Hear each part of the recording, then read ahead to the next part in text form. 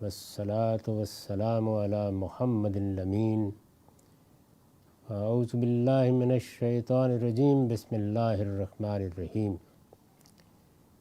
خواتین و حضرات، ہم میزان حصہ اول میں پہلے باب ایمانیات کا مطالعہ کر رہے ہیں۔ اس میں نبوت اور اس سے متعلقہ چیزیں زیر بحث ہیں۔ اس سے پہلے نبی کی فطرت کیا ہوتی ہے، ہم نے اس کو سمجھنے کی کوشش کی۔ اگلا عنوان ہے نبی کی عصمت۔ میں نے لکھا ہے نبی کی حیثیت سے وہی لوگ منتخب کیے جاتے ہیں جو نفس اور شیطان کی ترغیبات سے اپنے آپ کو بچاتے، گناہوں سے محفوظ رہتے اور ہر لحاظ سے اپنی قوم کے صالحین و اخیار ہوتے ہیں۔ یعنی اللہ تعالیٰ جن لوگوں کو نبوت کے لیے منتخب کرتا ہے ان کے بارے میں قرآن مجید نے بھی یہ بات بیان کی ہے، اور ان کی سیرت کا مطالعہ کرنے سے بھی یہی حقیقت واضح ہوتی ہے کہ نبوت سے پہلے بھی وہ اخلاقی لحاظ سے بہت بلند مرتبے پر فائز ہوتے ہیں۔ یہ انسان کے وجود کا وہ پہلو ہے جس پر مذہب کی تمام تعلیمات بھی منحصر ہیں، اور یہی وہ پہلو ہے کہ جو مارز امتحان میں ہے، یعنی انسان کے اخلاقی وجود کی تطہیر۔ اس لیے جن لوگوں کو نبوت کے لیے منتخب کیا جاتا ہے ان کے انتخاب میں اس کو ایک بنیادی حیثیت حاصل ہوتی ہے۔ میں اس سے پہلے عرض کر چکا ہوں کہ اللہ تعالیٰ نے جو صلاحیتیں انسان کو دی ہوتی ہیں، جن کا ظہور فنون میں، ادب میں، دوسری چیزوں میں ہوتا ہے، وہ زیر بحث نہیں ہوتی، لیکن اخلاق، سیرت، کردار، یہ بہرحال نبوت میں زیر بحث ہے۔ ہمارے ہاں علم کلام میں عصمت کی بحث کیا صورتیں اختیار کر گئی، اس کو جب آپ پڑھیں گے تو اندازہ ہو جائے گا کہ جب چیزوں کو قرآن مجید کے دائرے سے باہر کھڑے ہو کر دیکھا جاتا ہے تو کیسی پیچیدگیاں پیدا ہو جاتی ہیں۔ یہ جتنے پہلو یہاں میں نے بیان کیے ہیں، یہ سب وہ ہیں جو قرآن مجید اپنے طریقے پر خود بیان کرتا ہے، اور نبوت کے معاملے میں، فرشتوں کے معاملے میں، اللہ تعالیٰ کے سنن کے معاملے میں ہمارے پاس اس کے سوا کوئی راستہ نہیں ہے کہ ہم ٹھیک اسی جگہ کھڑے رہیں جہاں اللہ کی کتاب نے ہم کو کھڑا کیا ہے۔ اس میں ایمانیات کی فہرستیں اپنی طرف سے مرتب کرنا یہ بڑے خطرے کی چیز ہے۔ وہی ایمانیات ہیں جو اللہ تعالیٰ نے بیان کر دیے ہیں، انہی کی بنیاد پر دین کی دعوت پیش کرنی چاہیے۔ باقی سب چیزیں حقائق کی حیثیت سے بیان ہوں گی۔ اس میں اگر مخاطبین کوئی غلطی کرتے ہیں تو شائستہ اور مہذب طریقے سے دلیل کے ساتھ اس غلطی پر توجہ دلا دی جائے گی۔ اس سے زیادہ کچھ نہیں کرنا چاہیے۔ تو یہی معاملہ اس عصمت کی بحث کا ہے۔ اب یہ دیکھیے کہ قرآن مجید اس کو کیسے کرتا ہے۔ نبی کی حیثیت سے وہی لوگ منتخب کیے جاتے ہیں جو نفس اور شیطان کی ترغیبات سے اپنے آپ کو بچاتے ہیں۔ ہم جب کوئی گناہ کرتے ہیں تو اس میں دونوں چیزیں ترغیب کا ذریعہ بنتی ہیں۔ اللہ تعالیٰ نے یہ بات بتا دی ہے کہ خود نفس انسانی میں ایسی خواہشات، ایسے جذبات اور ایسے ہیجانات رکھے گئے ہیں کہ جو اس کی طبیعت پر اثر انداز ہوتے ہیں، اس کی جبلتیں زور کرتی ہیں، اور نتیجے کے طور پر ایسی دھند ذہن پر چھا جاتی ہے، یا کہہ لیجئے کہ وقتی طور پر چھا جاتی ہے، کہ انسان گناہ کر بیٹھتا ہے۔ اسی کو قرآن مجید نے اس طرح ادا کیا ہے کہ وَالَّذِينَ يَعْمَلُونَ السُّوءَ بِجَہَالَةٍ، یعنی ایک خاص طرح کی جذباتی کیفیت انسان پر طاری ہوتی ہے جس کو جہالت سے تعبیر کیا ہے۔ عربی زبان میں جہالت جذبات سے مغلوب ہو جانے کے لیے بھی استعمال ہوتا ہے، اور یہاں اسی مفہوم میں استعمال ہوا ہے۔ تو یہ چیز پیدا ہوتی ہے تو اس میں انسان گناہ کر بیٹھتا ہے۔ پھر جب نفس میں یہ اکساہٹ پیدا ہو جاتی ہے، ایک ہیجان کی کیفیت آ جاتی ہے، جذبات کا غلبہ ہو جاتا ہے، تو یہ ٹھیک وہ موقع ہوتا ہے جب شیاطین جن کو بھی ترغیب کا موقع ملتا ہے اور شیاطین انس کو بھی ترغیب کا موقع ملتا ہے۔ تو یہ چیز انسان کے لیے حفاظت کا باعث بن جاتی ہے کہ اگر وہ اپنے آپ کو اس طرح کی مغلوبیت سے بچائے رکھے۔ تاہم ہم جیسے انسان ہمہ شمہ بالعموم اس مغلوبیت میں مبتلا ہو جاتے ہیں۔ تو انبیاء کی حیثیت سے جو لوگ منتخب کیے جاتے ہیں وہ کون لوگ ہوتے ہیں؟ جو نفس اور شیطان کی ترغیبات سے اپنے آپ کو بچاتے، اپنے آپ کو بچاتے، یعنی یہی صحیح تعبیر ہے۔ ان کے اندر شدید داعیہ ہوتا ہے کہ وہ ادھر نہ جائیں، اس راستے کو نہ اختیار کریں۔ وہ اس کی طرف اگر کوئی رغبت بھی محسوس کرتے ہیں تو وہ رغبت اس درجے میں نہیں ہوتی کہ جہاں وہ شیطان کے ہاتھ میں اپنی باغ دے دیں، گناہوں سے محفوظ رہتے ہیں۔ اب اس کا ایک لازمی نتیجہ ہے اور وہ یہ ہے کہ پھر ان کی زندگی جو نبوت سے پہلے گزرتی ہے وہ بھی گناہوں سے محفوظ زندگی ہوتی ہے۔ یعنی کوئی چھوٹی موٹی لغزش ہو گئی، کوئی خطا ہو گئی، کسی طرف رغبت پیدا ہوئی، لیکن بحیثیت مجموعی ان کی سیرت اور کردار میں گناہوں کا اس طرح ظہور نہیں ہوتا، اور ہر لحاظ سے اپنی قوم کے صالحین و اخیار ہوتے ہیں۔ یعنی جب وہ دنیا کے سامنے بھی آتے ہیں، ظاہر ہے کہ انسان کا ایک باطن ہے، ایک اس کا ظاہر ہے، تو باطن کے لحاظ سے جتنا اپنے آپ کو وہ محفوظ رکھتے ہیں وہ تو رکھتے ہی ہیں، ان کا ظاہر بھی ایسا ہوتا ہے کہ ان کی قوم یہ سمجھتی ہے کہ یہ صالحین ہیں، اخیار ہیں، نیکوکار ہیں، یہ صحیح رویہ اختیار کرنے والے ہیں، ان کا اخلاقی وجود قابل ستائش ہے، اپنی قوم کے صالحین و اخیار ہوتے ہیں۔ سورہ انعام میں بہت سے پیغمبروں کے نام گنا کر فرمایا ہے کل من الصالحین، یہ سب نیکوکاروں میں سے تھے۔ یعنی اللہ تعالیٰ نے جہاں پیغمبروں کا ذکر کیا ہے وہاں پر اصطفاء کا لفظ بالعموم اختیار کیا جاتا ہے، یعنی انتخاب کرنا، منتخب کر لینا، اپنے کام کے لیے اللہ تعالیٰ کا کسی کو چن لینا، یہی وہ لفظ ہے اصطفاء، اجتباء، جس سے مصطفیٰ کا نام بنا ہے۔ ہم کہتے ہیں نا رسالت مآب صلی اللہ علیہ وسلم کو مصطفیٰ کہتے ہیں، تو اس کی وجہ بھی یہی ہے، یعنی وہ جن کو منتخب کیا گیا، جن کو برگزیدہ کیا گیا، جنہیں اللہ تعالیٰ نے اپنے کام کے لیے چن لیا۔ تو انبیاء علیہم السلام کے معاملے میں یہی تعبیر قرآن مجید نے اختیار کی ہے اور یہ بتایا ہے کہ وجہ انتخاب ان کا اخیار میں سے ہونا ہوتا ہے، صالحین میں سے ہونا ہوتا ہے۔ فرمایا ہے کل من الصالحین، یہ سب نیکوکاروں میں سے تھے۔ ایک دوسری جگہ ارشاد ہوا ہے، یہ سورہ صاد ہے اور 45 سے 48 تک آیات ہیں، وَاذْكُرْ عِبَادَنَا إِبْرَاهِيمَ وَإِسْحَاقَ وَيَعْقُوبَ أُولِي الْأَيْدِي وَالْأَبْصَارِ إِنَّا أَخْلَصْنَاهُمْ بِخَالِصَةٍ ذِكْرَ الدَّارِ وَإِنَّهُمْ عِندَنَا لَمِنَ الْمُصْطَفِينَ الْأَخْيَارِ وَاذْكُرْ إِسْمَاعِيلَ وَالْيَسَعَ وَذَا الْكِفْلِ وَكُلٌّ مِّنَ الْأَخْيَارِ، اور ہمارے بندوں، معاف کیجیے، اور ہمارے بندوں ابراہیم اور اسحاق اور یعقوب کو یاد کرو، قوت اور بصیرت والے۔ یہ دیکھیے یہ دو لفظ استعمال کیے ہیں، یعنی انسان کے جسمانی وجود میں بھی سلامتی ہونی چاہیے، اس کے ذہنی وجود میں بھی سلامتی ہونی چاہیے۔ جب آپ کسی منصب کے لیے منتخب کر رہے ہیں تو دونوں چیزیں دیکھی جائیں گی۔ چنانچہ قرآن مجید نے یہ بتایا ہے کہ جس وقت قوموں کی رہنمائی کے لیے بھی کسی شخص کا انتخاب کیا جاتا ہے تو یہ چیزیں دیکھی جاتی ہیں۔ اس کا ظہور اس وقت ہوا جب بنی اسرائیل نے قرآن مجید کے بیان کے مطابق یہ درخواست کی کہ ہمارے لیے ایک بادشاہ مقرر کر دیا جائے۔ ان کے ہاں چونکہ ایک جمہوری نوعیت کا نظام تھا جسے مذہبی رہنما چلا رہے تھے، تو انہوں نے جب یہ درخواست کی تو اللہ تعالیٰ نے طالوت کا انتخاب کر کے، جس کو بائبل میں ساؤل کہا گیا ہے، یہ کہا کہ یہ اب تمہارا حکمران ہوگا۔ تو اس موقع پر بھی جو دو باتیں کہیں وہ کیا ہیں؟ بسطۃ فی الجسم والعلم، یعنی جسم میں بھی اور علم میں بھی، گویا انسان کے وجود کا وہ پہلو جس کا تعلق اس کی ظاہری شخصیت سے ہے، اس قالب سے ہے جو انسانی روح کو پہنا دیا گیا ہے یا انسانی شخصیت کو پہنا دیا گیا ہے، اور وہ جس کو ہم علم کہتے ہیں، جس کا ظہور انسان کے ذہن کی صلاحیتوں سے ہوتا ہے۔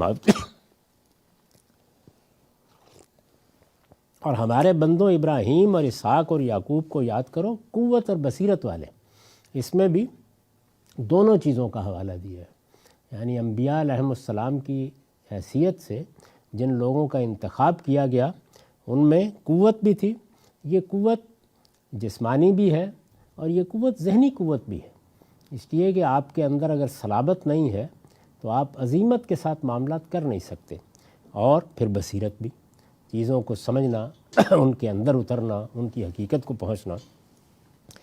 ہم نے ان کو ایک خاص کام معاف کیجیے، ہم نے ان کو ایک خاص کام اس گھر کی یاد دہانی کے لیے منتخب کیا تھا. یہ قرآن مجید الدار کا لفظ استعمال کرتا ہے جس میں الف لام عہد کا ہوتا ہے. اس گھر، وہ کون سا گھر ہے؟ آخرت کا گھر. یہ قرآن کی خاص تعبیر ہے. یعنی جب کوئی کتاب لکھی جاتی ہے، کوئی علم وجود میں آتا ہے، کسی فن کی تشکیل ہوتی ہے تو اس میں بہت سے الفاظ عرف کی حیثیت اختیار کر لیتے ہیں. تو یہی معاملہ الدار کا ہے. یہ در حقیقت جنت کی تعبیر ہے یا آخرت کی تعبیر ہے. تو اس کی یاد دہانی کے لیے، یعنی وہ گھر جو بننے والا ہے، اس کو بھی، اس دنیا کو بھی گھر ہی سے تعبیر کیا ہے. قرآن مجید میں آتا ہے نا کہ والبیت المعمور، یعنی یہ آباد گھر. یہ جو دنیا ہے یہ آباد گھر. اور آسمان کا ذکر کیا والسقف المرفوع، اور بلند چھت. تو گویا تعبیر یہ ہے کہ جیسے ایک گھر کے اوپر ایک چھت ہوتی ہے تو یہ زمین گویا تمہارا گھر ہے اور یہ آسمان گویا تمہارے لیے ایک چھت ہے. اس گھر کی یاد دہانی، یہ انبیاء علیہم السلام کے انتخاب کا مقصد بھی بیان کر دیا ہے، جس کو میں بار بار توجہ دلاتا ہوں کہ انبیاء علیہم السلام کس لیے آتے ہیں. نہ طب کے نسخے بتانے کے لیے آتے ہیں، نہ جسمانی امراض کا علاج کرنے کے لیے آتے ہیں، نہ ہمارے سیاسی اور معاشی مسائل کو حل کرنے کے لیے آتے ہیں. ان کے آنے کا مقصد جو ہے وہ ذکرت دار ہے، جس کو قرآن نے یہاں بیان کیا. اس گھر کی یاد دہانی. ان کاموں کے لیے اللہ تعالیٰ نے انسان کو بے پناہ صلاحیتیں دے کر بھیجا ہے. یعنی یوں سمجھ لیجئے کہ اللہ تعالیٰ کا ایک الہام وہ ہے جو اس نے اس دنیا کی زندگی کو بہتر سے بہتر بنانے کے لیے، اعلیٰ سے اعلیٰ جگہ تک پہنچانے کے لیے انسان کے اندر کر دیا. وہ الہام، وہ وحی ہمارے اندر موجود ہے. وہ خدا کی نعمت ہے جس کو لے کر ہم پیدا ہوتے ہیں. یعنی اس کے لیے انبیاء کے سلسلے کی کوئی ضرورت نہیں ہے. یہ کہ ہمیں اس دنیا کو کیسے بنانا ہے، کیسے سنوارنا ہے، امراض کا علاج کیسے کرنا ہے، اس میں تحقیق کیسے کرنی ہے، خود اس کائنات کو سمجھ کر اس کے قانون کیسے دریافت کرنے ہیں، اس سے ہمارے لیے کیا سہولتیں پیدا ہوں گی، کیا ایجادات ہوں گی. یہ خدا کا وہ الہام ہے جو ہمارے اندر کر کے ہم کو بھیجا گیا ہے. تو اس کے لیے کسی پیغمبر کو بھیجنے کی ضرورت نہیں ہے. اس لیے رجوع اس کی جانب کرنا چاہیے جس وقت آپ ان چیزوں کو مسائل کی حیثیت سے دیکھتے ہیں. آپ علم کو روبہ عمل کریں، آپ اپنی عملی صلاحیتوں کو روبہ عمل کریں. پیغمبروں کے آنے کا مقصد کیا ہے؟ ذکرت دار، اس گھر کی یاد دہانی. یعنی موت کے بعد کیا پیش آنے والا ہے، ان کا موضوع یہ ہے. اور ان سے یہ توقع بھی نہیں کرنی چاہیے کہ وہ باقی چیزوں کے بارے میں ہماری رہنمائی کریں گے. وہ اسی چیز کے بارے میں رہنمائی کرتے ہیں. اور یہ بات بھی سمجھ لینی چاہیے کہ یہ مسئلہ صرف آج کا نہیں ہے، بلکہ انسان کے ساتھ یہ مسئلہ ہمیشہ پیش آتا ہے کہ وہ دنیا کی زندگی کو چونکہ سنوارنا چاہتا ہے، بنانا چاہتا ہے، بہتر کرنا چاہتا ہے. اس کے لیے اس کو قانون کی بھی ضرورت ہے، ایجادات کی بھی ضرورت ہے، باہمی ربط کی بھی ضرورت ہے، اس کو ایک اچھے نظام کی بھی ضرورت ہے. تو جس وقت انبیاء علیہم السلام اپنی ہدایت پیش کرتے ہیں تو چونکہ اسی دنیا کے اندر سے ان کو اس طرف رہنمائی کرنی ہوتی ہے. یعنی جو مقصود ہے وہ کیا ہے کہ وہ اس گھر کی یاد دہانی کرائیں. اور اس یاد دہانی سے پیش نظر کیا ہے کہ لوگ اس گھر کو یاد رکھیں اور وہاں جا کر کامیابی حاصل کرنے کی جدوجہد کریں. وہ کامیابی حاصل کرنے کی جدوجہد کہاں کرنی ہے؟ وہ اسی دنیا کے اندر کرنی ہے. جب اسی دنیا کے اندر کرنی ہے تو ظاہر ہے اس کا مقصد بھی متعین کیا جائے گا. وہ کیا ہے؟ تزکیہ، اپنے آپ کو پاکیزہ بنانا. اس پاکیزگی کے لیے آپ کو کچھ ہدایات دی جائیں گی. آپ جب دنیا میں ان ہدایات پر عمل کریں گے تو اس کے بھی کچھ فوائد ہوں گے. پھر میں عرض کروں بھی کچھ فوائد ہوں گے. وہ جو فوائد ہیں وہ بعض اوقات انسان کو اس طرف لے جاتے ہیں کہ شاید انبیاء اسی لیے آئے ہیں.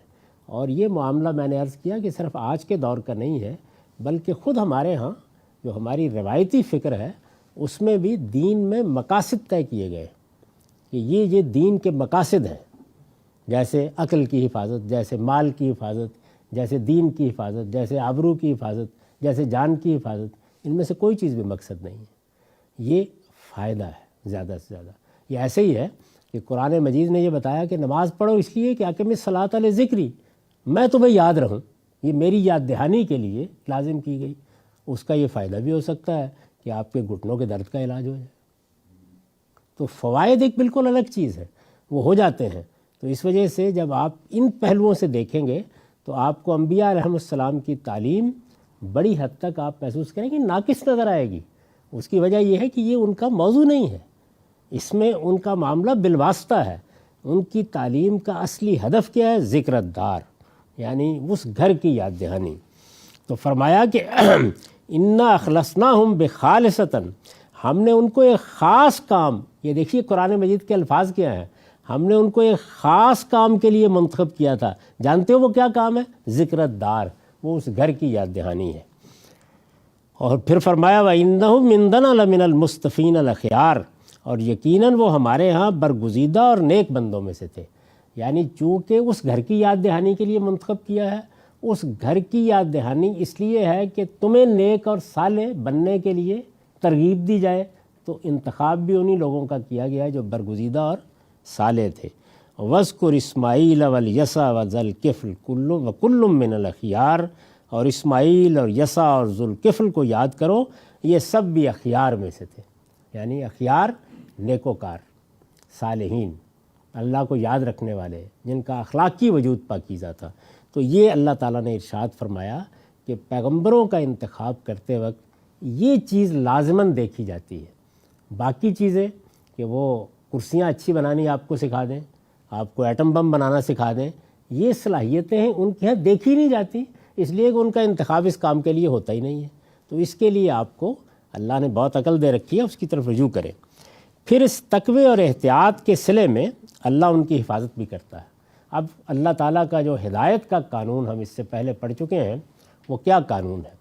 وہ یہ ہے کہ یہ بات مجھے پہلے کرنی ہے کہ میں جانا کدھر چاہتا ہوں۔ یعنی جب میں یہ فیصلہ کر لیتا ہوں تو میرے اس فیصلے کا اللہ امتحان کرتے ہیں، یعنی کتنی استقامت ہے، کتنی ہمت ہے، کتنا حوصلہ ہے، کتنا اخلاص ہے۔ پھر اس کے بعد جب میں پوری طرح اندر سے صاف ہو جاتا ہوں اور میرے اندر شدید تمنا ہوتی ہے کہ میں اب اپنے آپ کو صالح رکھوں، نیک رکھوں، اب میں اللہ کے حدود کی پیروی کروں، تو پھر اللہ تعالیٰ بھی مدد کرنا شروع کر دیتے ہیں۔ یعنی وہ مرحلہ پھر اس کے بعد آ جاتا ہے۔ پھر اس تقوی اور احتیاط کے صلے میں، یعنی پہلے میں نے اب تقویٰ کیا ہے؟ اپنے آپ کو حدود میں رکھنے کی کوشش۔ یعنی یہ کوئی مذہبی اصطلاح نہیں ہے، بلکہ آپ اپنے آپ کو بچائے رکھتے ہیں، محفوظ رکھتے ہیں، ترغیبات سے محفوظ رکھتے ہیں، خواہشات کے معاملے میں اپنے آپ کو حدود میں رکھنے کی کوشش کرتے ہیں۔ اگر آج کی جدید زبان میں کہیں تو اپنے آپ کو ڈسپلن کرتے ہیں۔ یعنی آپ کی خواہشات، میری خواہشات، میرے جذبات، میرے احساسات، وہ میرا احاطہ کیے ہوتے ہیں اور ہر طرف سے یورش کرتے ہیں، تو ان میں اپنے آپ کو حدود میں رکھنے کی کوشش کرنا، یہ تقویٰ ہے۔ تو اس تقوی اور احتیاط کے صلے میں اللہ ان کی حفاظت بھی کرتا ہے۔ یعنی پھر یہ ہوتا ہے کہ یہ دنیا ہے، اس میں بڑے سے بڑا نیکوکار بھی بعض موقعوں کے اوپر ایسی صورتحال سے دوچار ہو جاتا ہے جہاں ترغیبات ہر طرف سے احاطہ کر لیتی ہیں، بچنا آسان نہیں ہوتا۔ لیکن اگر آپ نے باطن کو صاف رکھا ہے، آپ کی کوشش یہ رہی ہے کہ آپ اپنے آپ کو حدود میں رکھیں، آپ اپنی طرف سے اپنے آپ کو ڈسپلن کرتے رہے ہیں، آپ کے یہاں رویہ احتیاط کا ہے، تو کسی نازک موقع پر اگر آپ کی ہمت اور حوصلے سے بڑا امتحان پیش آ جائے تو اللہ حفاظت بھی کرتا ہے۔ سیدنا یوسف علیہ السلام کو جو معاملہ عزیز مصر کی بیوی سے پیش آیا، اس سے صاف واضح ہے کہ نبوت سے پہلے بھی اگر کوئی ایسی صورتحال پیدا ہو جائے جس میں اپنے آپ کو محفوظ رکھنا آسان نہ ہو، تو اللہ تعالیٰ خاص اپنی برہان سے ان کی رہنمائی فرماتا ہے۔ اس کو اللہ تعالیٰ نے قرآن مجید میں بیان فرمایا ہے، پوری تصویر کھینچ دی ہے کہ کیسے اس نے دروازے بند کر لیے۔ اور ظاہر ہے کہ وہ خاتون بھی اپنی ایک خاص حیثیت رکھتی تھی، عزیز مصر کی بیوی تھی، اور جیسی کچھ اس طرح کی خواتین ہو سکتی ہیں ویسی ہی خاتون تھی۔ یہ گھر میں ایک غلام کی حیثیت سے تھے، یہ ٹھیک ہے کہ ایک بیٹا ہی بنا لیا گیا تھا، لیکن بہرحال خرید کر ہی بنایا گیا تھا، اور گھر میں اس حیثیت کے ساتھ آسان نہیں ہوتا ایسی ترغیبات کا مقابلہ کرنا۔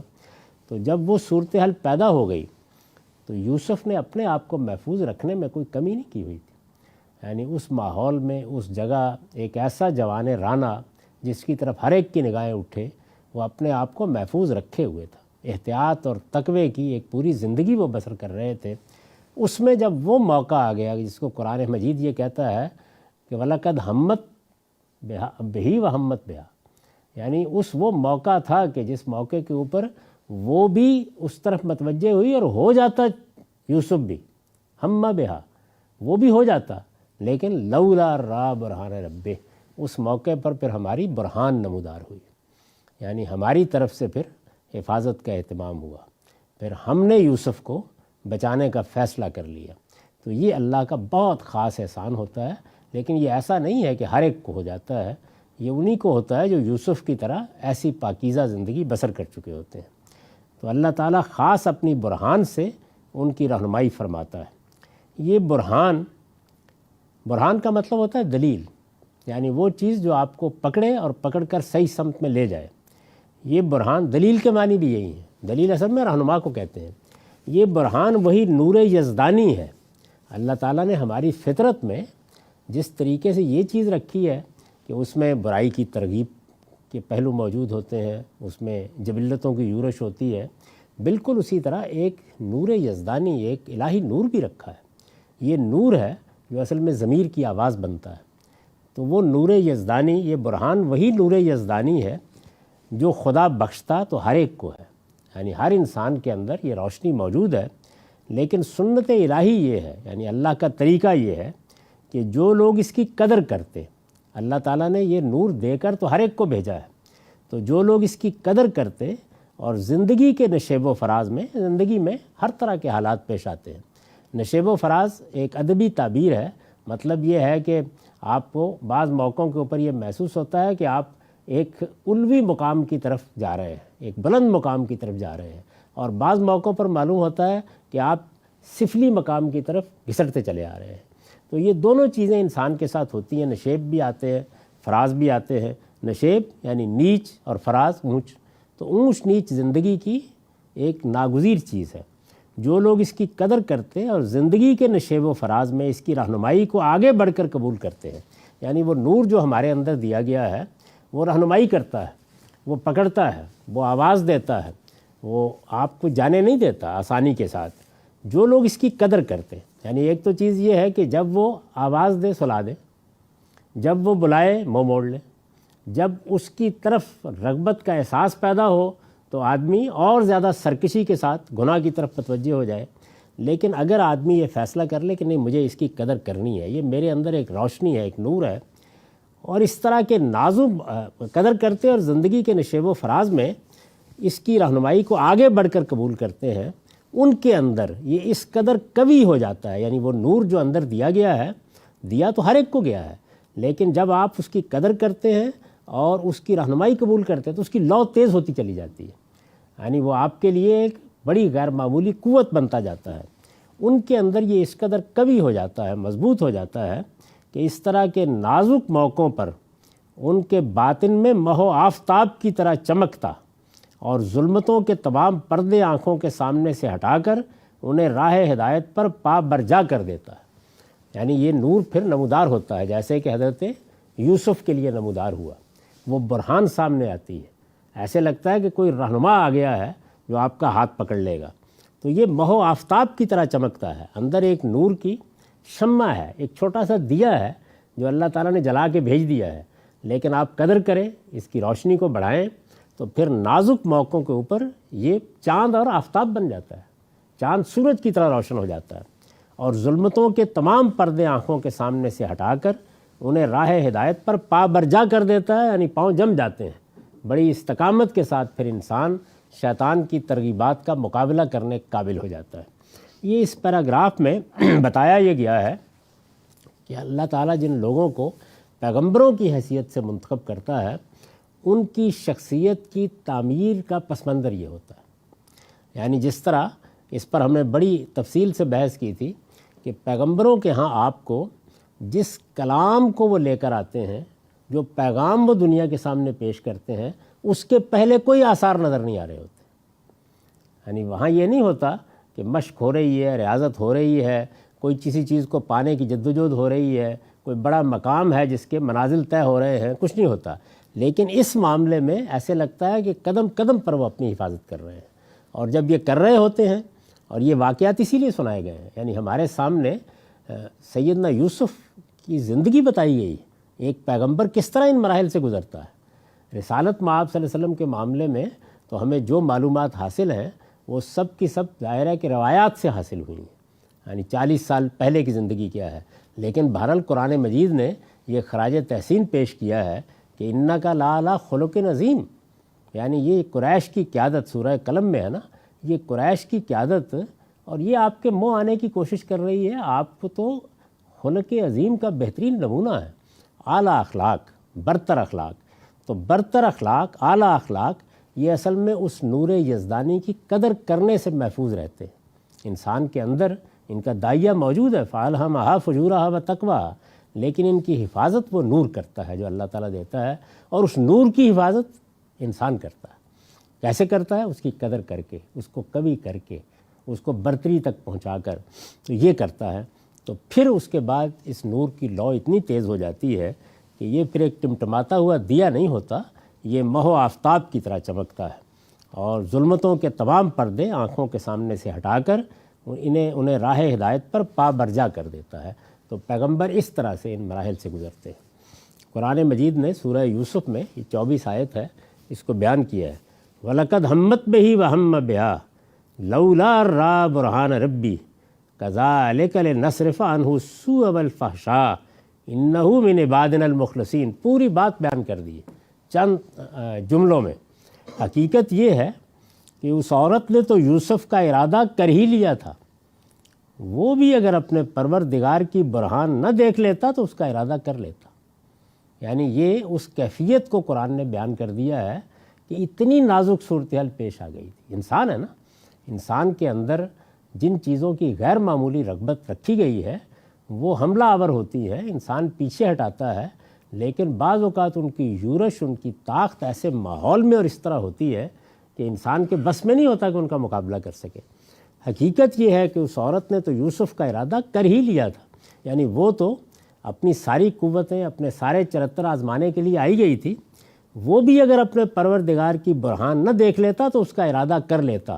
تو اب ظاہر ہے کہ یہ سوال پیدا ہوتا ہے نا کہ اللہ تعالیٰ کی یہ برہان یوسف کے لیے کیوں نمودار ہوئی؟ تو اس کا جواب دیا ہے، اسی طرح ہوا تاکہ ہم اس سے برائی اور بے حیائی کو دور رکھیں، اس میں شبہ نہیں کہ وہ ہمارے برگزیدہ بندوں میں سے تھا۔ یعنی یہ اس نے کر لیا ہوا تھا، وہ اتنا منتخب شخص تھا، تقوی اور احتیاط کے اس مقام پر تھا، اس لیے اس کا صلہ دیا ہم نے کہ اس موقع پر پھر ہماری برہان اس کی مدد کے لیے نمودار ہو گئی۔ تو یہ ساری بات اس لیے کہی گئی ہے کہ انبیاء علیہم السلام کے بارے میں یہ تصور نہ ہو کہ گویا ان کے اندر کوئی گناہ کرنے کی صلاحیت نہیں ہوتی، یا ان کے اندر وہ داعیات نہیں ہوتے جو ہمارے اندر ہوتے ہیں، یا ان کے ہاں جبلتوں کی وہ یورش نہیں ہوتی، سب کچھ ہوتا ہے۔ تو یہ پوری تصویر بتا دی ہے کہ یہ سب ہوتا ہے، انسان ہی ہوتے ہیں وہ، یعنی ایک بشر کی حیثیت سے جو چیزیں ہر انسان کو لاحق ہیں ان کو بھی لاحق ہوتی ہیں۔ فرق کیا ہے؟ فرق یہ ہے کہ ہر انسان کو یہ سب چیزیں لاحق ہوتی ہیں، لیکن ان کا مقابلہ کرنے کے لیے ایک نور اس کو دیا گیا ہوتا ہے۔ اصلی سوال یہ ہے کہ اس نور کی کتنی قدر افزائی ہوئی ہے۔ اگر اس کی قدر افزائی ہوئی ہے، قدم قدم پر اس کی لو تیز رکھی گئی ہے، آدمی نے اپنے آپ کو احتیاط اور تقوی کی منزل کی طرف گامزن رکھا ہے، ہر قدم پر کوشش کی ہے کہ وہ اس یورش کا مقابلہ کرتا رہے، تو آہستہ آہستہ پھر وہ نوبت آ جاتی ہے کہ اگر کسی وقت بے بسی ہو جائے تو اللہ اپنی برہان نازل کرتا ہے اور یہ نور ماہ و آفتاب بن کے چمکتا ہے۔ تو یہ ہوا سیدنا یوسف کے ساتھ۔ سیدنا آدم علیہ السلام کی جس لغزش کا ذکر قرآن میں ہوا ہے، اب ہمارے سامنے سیدنا یوسف ہے، یعنی ان کے بارے میں یہ بتایا کہ یہ لغزش ہو جاتی، یہ گناہ ہو جاتا، وہ بھی ارادہ کر لیتے اگر اللہ کی برہان نہ دیکھ لیتے۔ اور اللہ کی برہان کا نتیجہ کیا نکلا کہ اللہ تعالیٰ نے اس موقع کے اوپر انہیں بے حیائی اور برائی سے بچا لیا۔ کیوں بچا لیا؟ اس لیے کہ وہ ہمارے برگزیدہ بندوں میں سے تھا، وہ پہلے سے اپنے آپ کو تیار کیے ہوئے تھا، اس نے پہلے سے اپنے آپ کو ایک خیر الناس بنا کے رکھا ہوا تھا، یعنی یہ صلاح تھا۔ گویا اللہ تعالیٰ کی طرف سے جس طرح یہ قانون بیان ہوا ہے کہ اللہ کی ہدایت کی قدر نہ کی جائے، اس کے مقابلے میں انسان سرکشی اختیار کر لے، تو ایک وقت ایسا آ جاتا ہے کہ اللہ تعالیٰ اس کے دل پر مہر لگا دیتے ہیں۔ یہ دنیا میں گویا غلط رویے کی سزا ہوئی، اسی طرح صحیح رویے کی جزا ہے یہ کہ اللہ تعالیٰ پھر بچاتے ہیں۔ تو دنیا میں ایک باطنی سطح پر جزا و سزا کا نظام چل رہا ہے۔ ایک جزا و سزا وہ ہے کہ جو خارج میں ہوتی ہے، کسی آدمی کو سزا مل گئی، کسی کو جزا مل گئی۔ ایک جزا و سزا وہ ہے جو اس گھر کے حوالے سے ہمارے ساتھ ہر وقت ہو رہی ہے، یعنی اگر ہم صحیح رویہ اختیار کرتے ہیں تو اللہ کے فرشتے ہماری مدد کرتے ہیں، ہمارے لیے راہیں کھلتی چلی جاتی ہیں۔ ہم کوئی ارادہ کرتے ہیں تو ایسا نہیں کہ امتحان نہیں ہوتا، لیکن اللہ تعالیٰ ہاتھ پکڑ لیتے ہیں۔ اور اسی طرح اگر غلطی ہوتی ہے، کوتاہی ہوتی ہے، تو اگر غلطی اور کوتاہی ہو ہی گئی ہے، ظاہر ہے کہ ہم پیغمبر نہیں ہیں، اللہ پردہ ڈال دیتے ہیں، راستہ دکھا دیتے ہیں، روشنی کہیں نظر آ جاتی ہے، تو یہ اللہ کی وہ مدد ہے جو انسان کو حاصل ہوتی رہتی ہے۔ اسی طرح اگر کوئی شخص سرکشی کا راستہ اختیار کر لیتا ہے تو پھر شیطان اس کا ہاتھ پکڑ لیتا ہے، اس کو بھی قرآن مجید نے بیان کر دیا۔ تو ایک جزا و سزا کا یہ عمل ہے جو اسی دنیا میں ہمارے ساتھ ہمارے باطن میں ہو رہا ہے، ہر وقت ہو رہا ہے، یعنی اللہ کی مدد، اس کے فرشتوں کی مدد اگر آپ نیکی کی راہ اختیار کریں، اور اللہ تعالیٰ کی لعنت، اس کی رحمت سے دوری، اور اس کے نتیجے میں وہ بات جس کو قرآن نے بیان کیا کہ من یعش عن ذکر الرحمن، جو رحمان کی یاد دہانی سے، رحمان کی یاد دہانی کیا ہے؟ یہی ذکر الدار، جو اپنے آپ کو اس سے گریزاں کر لیتے ہیں، نقیض لہو شیطانا، ہم ان کے اوپر پھر شیطانوں کو موقع دیتے ہیں کہ وہ مسلط ہو جائیں، یعنی اس کے بعد ان کی، یہاں دیکھیے خدا کی برہان آ جاتی ہے، وہاں کیا ہے؟ شیطان آ جاتے ہیں۔ تو دونوں چیزیں بات کی۔ سیدنا آدم علیہ السلام کی جس لغزش کا ذکر قرآن میں ہوا ہے، اس سے کسی شخص کو اس باب میں کوئی غلط فہمی نہیں ہونی چاہیے۔ یعنی یہ جو بات ہم بیان کر رہے ہیں، تو ایک آدمی یہ کہہ سکتا ہے کہ آدم علیہ السلام نے تو پہلے ہی مرحلے پر غلطی کر ڈالی، یعنی وہ بھی اللہ کے پیغمبر ہوئے بعد میں، خود قرآن نے بتایا ہے کہ پھر ان کا استعفیٰ ہو گیا، ان کو برگزیدہ کیا گیا، تو یہ لغزش کیسے ہو گئی ان سے؟ سیدنا آدم علیہ السلام کی اس لغزش کا ذکر قرآن میں ہوا ہے، اس سے کسی شخص کو اس باب میں کوئی غلط فہمی نہیں ہونی چاہیے۔ اس میں شبہ نہیں کہ قرآن نے اس کے لیے عصیان کا لفظ استعمال کیا ہے، یعنی گناہ ہو گیا، غلطی ہو گئی، نافرمانی ہو گئی، اس میں شبہ نہیں۔ عصیان کا مطلب ہے نافرمانی۔ اس میں شبہ نہیں کہ قرآن نے اس کے لیے عصیان کا لفظ استعمال کیا ہے، لیکن قرآن ہی میں اللہ تعالیٰ نے صراحت فرما دی ہے کہ اس کا سبب ان کا نسیان تھا، یعنی اللہ تعالیٰ نے یہاں یہ بتایا ہے کہ عصا آدم نے نافرمانی کر ڈالی، ان سے کہا گیا تھا کہ وہ اس باغ میں اس چیز کے قریب نہیں جائیں گے، روکا گیا تھا انہیں، اور میاں بیوی کو اس چیز سے روکا گیا تھا جس سے ہمیں رمضان کی راتوں میں روک دیا جاتا ہے۔ تو قرآن مجید نے یہ صحیح فرمایا کہ ہوئی تو نافرمانی، یعنی اگر ظاہر کے لحاظ سے دیکھیں، لیکن نافرمانی کا باعث کیا چیز بنی؟ نافرمانی کا باعث کیا یہ چیز بنی کہ انہوں نے تقوی کا دامن ہاتھ سے چھوڑ دیا تھا؟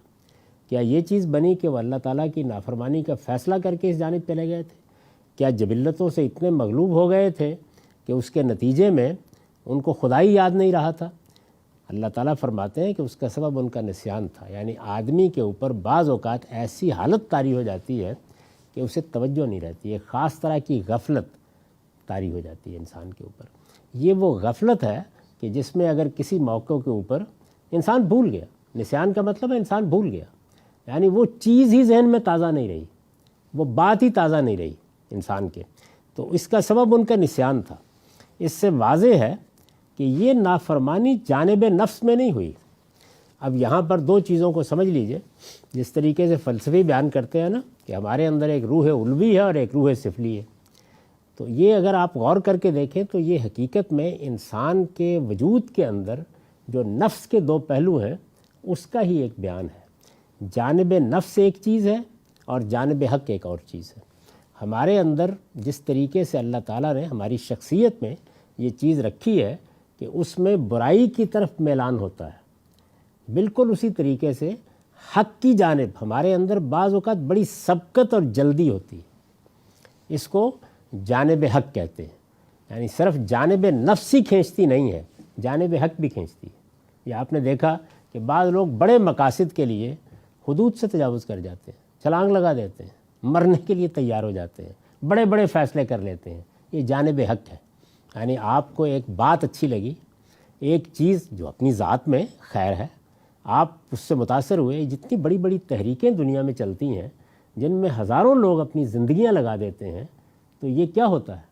یہ جانب حق ہے جس کا شدید غلبہ ہو گیا۔ ہم نے اپنے زمانے میں یہ دیکھا کہ لوگوں نے اپنے سینے پر بم باندھ لیے اور وہ اپنی طرف سے خیر کے لیے یا خیر کو وجود میں لانے کے لیے آگ میں کود گئے۔ اس سے بڑی چیز کیا ہو سکتی ہے؟ یعنی ہمارے یہاں تو شاعری ہو رہی تھی نا کہ بے خطر کود پڑا آتش نمرود میں عشق، تو ہم نے دیکھا اپنی آنکھوں کے سامنے کہ لوگ واقعی بے خطر کود پڑے۔ یعنی ایک شخص ہے وہ ایک جیکٹ باندھ کے آ گیا ہے، مرنے کے لیے تیار ہو گیا ہے۔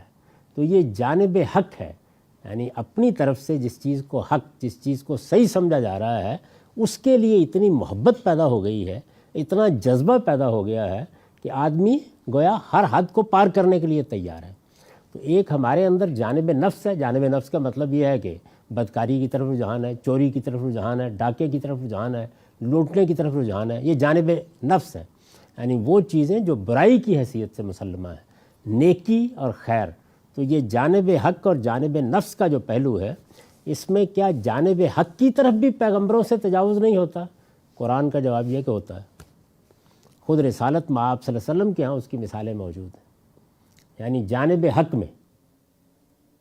اب یہ دیکھیے نا کہ اللہ تعالیٰ نے قرآن مجید میں 2-3 مقامات پر آپ کو توجہ دلائی، بڑی محبت کے ساتھ، بڑے التفات کے ساتھ، کہ یہ آپ کدھر جا رہے ہیں؟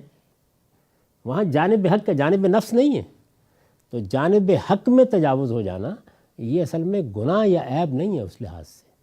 اس تجاوز پر گفتگو ہوگی، اللہ تعالیٰ روکیں گے، بتائیں گے یہ کس درجے میں ہوتا ہے۔ اس کی بہت سی مثالیں ہیں جو آگے زیر بحث آئیں گی۔ اس سے واضح ہے کہ یہ نافرمانی، یعنی یہ جو نافرمانی حضرت آدم سے ہوئی، یہ کس نوعیت کی تھی؟ یہ جانب نفس میں نہیں ہوئی۔ قرآن مجید یہ نہیں کہتا کہ ان کے اوپر بیوی سے مقاربت کے لیے جو ہیجانی کیفیت طاری ہوئی وہ مجرد ایک جبلی تقاضے سے ہوئی، یہ نہیں کہتا۔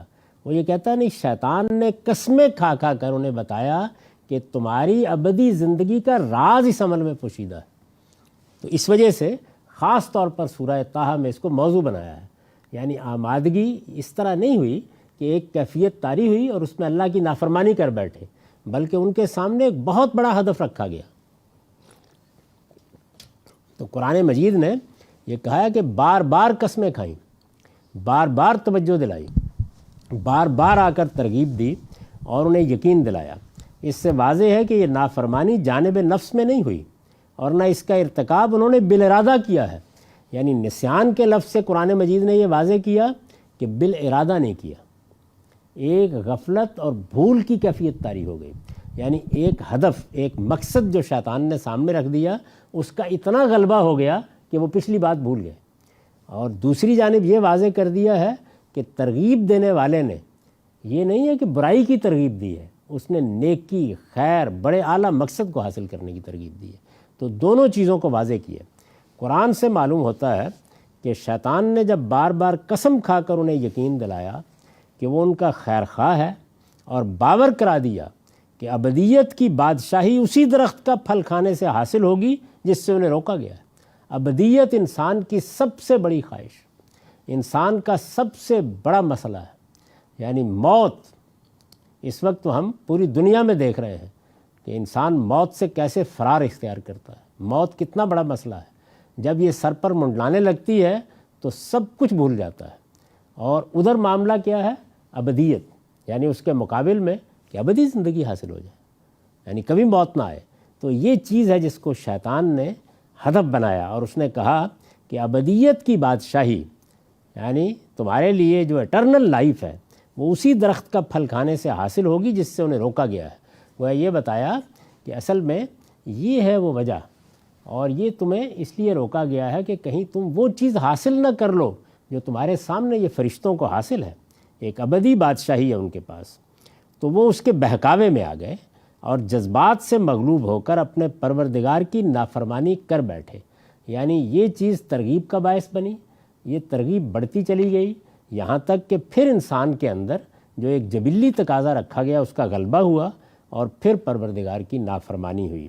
پھر اپنی اس لغزش پر وہ قائم بھی نہیں رہے، اور یہ بھی نہیں ہوا کہ جب وہ اس لغزش کا ارتکاب کر بیٹھے تو اب گویا انہوں نے ڈیرا ڈال لیا، نہیں، سخت نادم ہوئے، توبہ کی، اور اللہ تعالیٰ نے کمال عنایت سے ان کی توبہ قبول کر کے انہیں نبوت کا منصب عطا کر دیا۔ یہ خود قرآن مجید نے اس غلطی یا اس لغزش کا تجزیہ کیا ہے، تو اس سے سمجھا جا سکتا ہے کہ پیغمبر کس درجے میں صالحین و اخیار ہوتے ہیں۔ خواتین و حضرات، ہم میزان حصہ اول میں پہلے باب ایمانیات کا مطالعہ کر رہے ہیں۔ اس میں نبی کی عصمت زیر بحث ہے۔ اس سے پہلے ہم نے یہ دیکھا کہ اللہ تعالیٰ پیغمبروں کی حیثیت سے، نبیوں کی حیثیت سے جن ہستیوں کا انتخاب کرتا ہے ان سے متعلق معیار کیا ہے۔ یہ بتایا گیا کہ کل من الصالحین کل من الاخیار، یعنی وہ سب اخیار میں اور صالحین میں ہوتے ہیں۔ اب ظاہر ہے کہ صالحین و اخیار میں ہوتے ہیں تو کیا ان سے کوئی لغزش ہو نہیں سکتی؟ وہ اس کی صلاحیت نہیں رکھتے، اس کے داعیات نہیں رکھتے؟ تو قرآن مجید نے بتایا کہ ایسی چیز نہیں ہوتی، یعنی بشری پہلو سے وہ ساری چیزیں ان کے اندر موجود ہوتی ہیں جو ایسے داعیات پیدا کر سکتی ہیں، لیکن اللہ تعالیٰ نے جو نور انہیں عطا فرمایا ہے اور جو ہر انسان کو دیا ہے، وہ اس کی لو تیز رکھتے ہیں، وہ اس کی حفاظت کرتے ہیں، اس کی قدر کرتے ہیں، اور پھر اللہ تعالیٰ بھی ان کی حفاظت فرماتا ہے۔ اس میں سیدنا یوسف کا ذکر ہوا، پھر سیدنا آدم علیہ السلام کے ساتھ جو معاملہ ہوا اس کی ہم نے حقیقت سمجھی کہ انسان کے اندر ایک جانب نفس ہے اور ایک جانب حق ہے۔ تو بعض اوقات ایسا ہوتا ہے کہ جانب حق کی طرف ترغیبات اس درجے میں لے جاتی ہیں کہ اللہ تعالیٰ نے اس کے لیے جو حدود مقرر کیے ہوتے ہیں ان کی خلاف ورزی ہو جاتی ہے، اور یہ اسی وقت ہوتا ہے کہ جب یا تو انسان کسی چیز کے علم کے معاملے میں ناپختہ رہ جاتا ہے، جیسے ہم نے بہت سے لوگوں کو دیکھا کہ وہ بعض دینی ترغیبات کے نتیجے میں حدود سے آگے بڑھ گئے۔ تو وجہ کیا تھی؟ اچھا علم نہیں تھا، علم کی تربیت نہیں ہوئی تھی، علم کے معاملے میں انسان کا رویہ کیا ہونا چاہیے وہ سکھایا نہیں گیا تھا۔ اس کا نتیجہ یہ نکلا کہ جانب حق کی طرف دعوت دی گئی تو قلت علم فتنہ بن گئی۔ لیکن بعض اوقات یہ ہوتا ہے کہ یہ چیز فتنہ نہیں بنتی، بلکہ انسان کو جانب حق کی طرف بلایا جاتا ہے تو اس کے اوپر ایک نسیان کسی کیفیت طاری ہو جاتی ہے، یعنی علم میں کمی نہیں ہے لیکن انسان کے اوپر نسیان کسی کیفیت طاری ہو جاتی ہے، غفلت پیدا ہو جاتی ہے، بھول جاتا ہے آدمی، وقتی طور پر چیز نگاہوں میں نہیں رہتی، ایک جانب اتنا زیادہ رجحان ہوتا ہے کہ دوسرے پہلو کو نظر انداز کر بیٹھتا ہے۔ تو سیدنا آدم کے ساتھ یہ ہوا۔ تو اس کی پوری وضاحت ہم نے اس سے پہلے کی نشست میں کر دی تھی۔ اب ان آیات کو دیکھیے جس میں یہ سارا واقعہ قرآن مجید نے بیان کیا ہے۔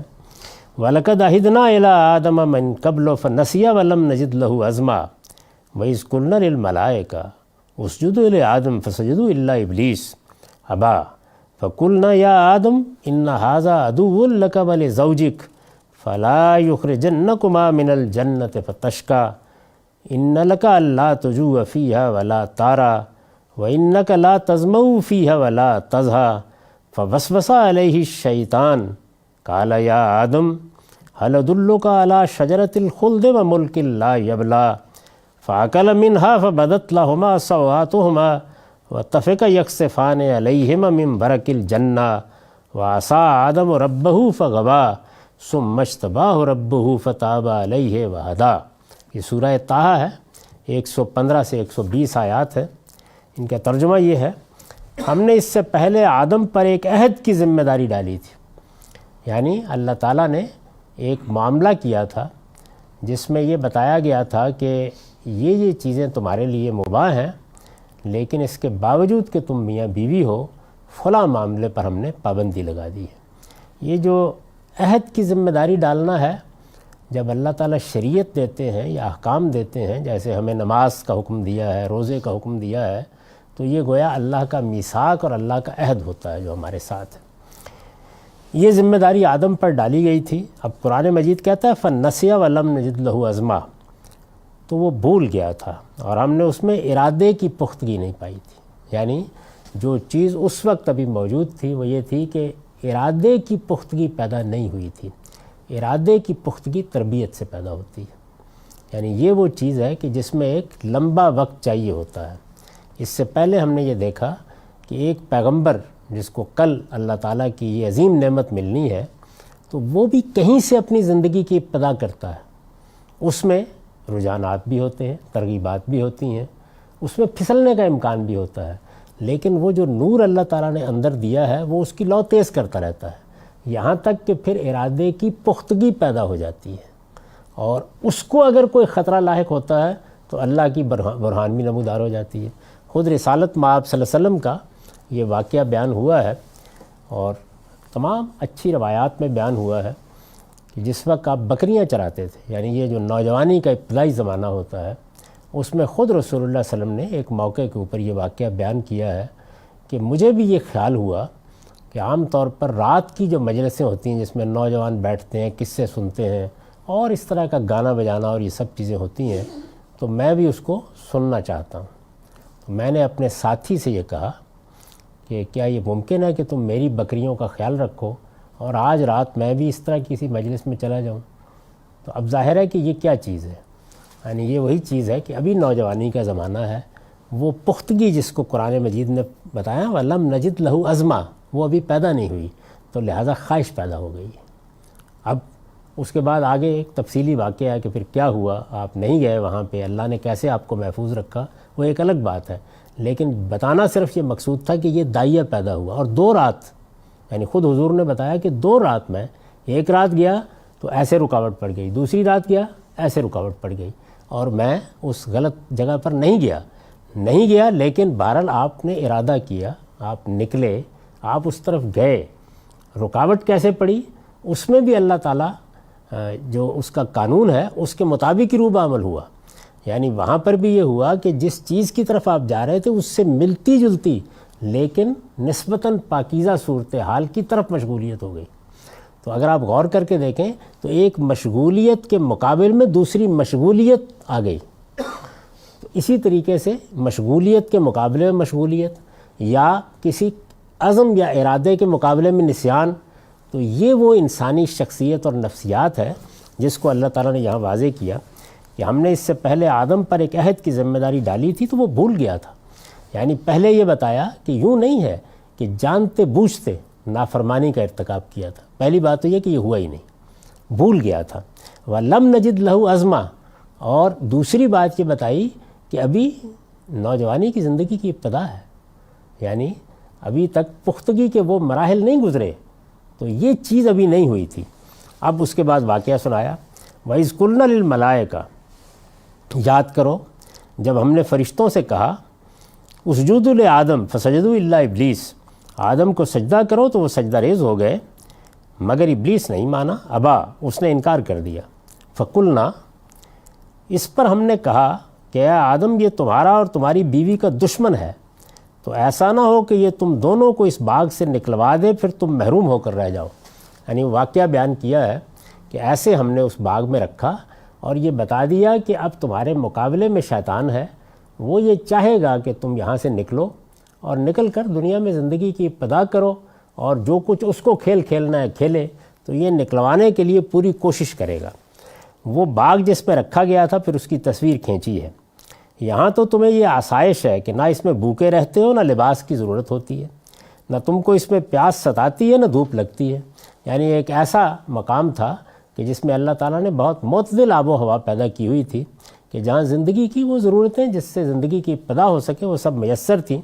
اس میں یہ فرمایا کہ شیطان آئے گا، لیکن شیطان نے اس کو ورغلایا۔ اب وہ آ گیا، اس نے کہا آدم میں تم کو وہ درخت بتاؤں جس میں ہمیشہ کی زندگی ہے، اور اس بادشاہی کا پتہ دوں جس پر کبھی زوال نہ آئے گا۔ یہ اصل میں وہ جانب حق ہے جس کی طرف اس نے ترغیب دی۔ اس نے کہا آدم میں تم کو وہ درخت بتاؤں جس میں ہمیشہ کی زندگی ہے اور اس بادشاہی کا پتہ دوں جس پر کبھی زوال نہ آئے گا، یعنی ابدیت کی بادشاہی، ہمیشہ کی زندگی، اس کو آدم کے لیے انتہائی ترغیب کا موضوع بنا دیا۔ دوسری جگہ قرآن مجید نے بتایا ہے کہ یہ نہیں ہوا کہ ایک بار آ کے اس نے یہ 2 لفظ کہے اور آدم آمادہ ہو گئے، بلکہ اس نے بار بار آ کے قسمیں کھائیں، یہ بتایا میں تمہارا خیر خواہ ہوں، میں تمہیں صحیح راستے کی طرف ترغیب دے رہا ہوں، میں بہت بڑی تمہارے پاس ایک راز تمہیں بتانے کے لیے آیا ہوں، یہ چیز ہے جس سے تمہیں محروم کر دیا گیا ہے۔ اس کی ترغیب سے آدم و حوا دونوں نے اس درخت کا پھل کھا لیا۔ تو اب پھل کھا لیا تو اس کے بعد کیا ہوا؟ ظاہر ہے اس سے پہلے جو انسان کے اندر یہ ایک جبلی تقاضا چھپا ہوا ہے جنسی معاملات کا، یہ ظاہر نہیں تھا۔